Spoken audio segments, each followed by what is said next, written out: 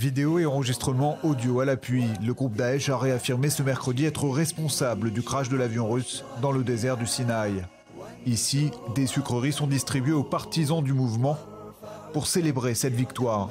En attendant, aucun élément n'est venu jusqu'ici étayer l'hypothèse d'un attentat. Au Caire, des experts poursuivaient l'examen des 2 boîtes noires de l'appareil, dont l'une conserve les sons et les conversations dans le cockpit, et la seconde, les paramètres de vol.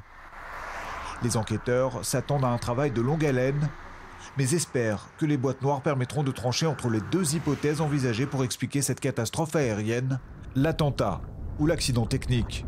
Selon une source proche de l'enquête, une explosion aurait pu survenir dans le moteur de l'avion.